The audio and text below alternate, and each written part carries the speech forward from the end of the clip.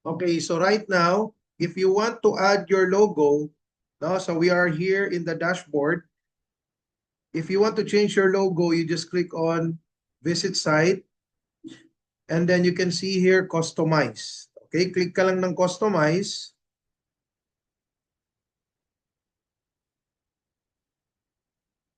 Once you click the Customize, you can see here yung header. Okay, click on the header.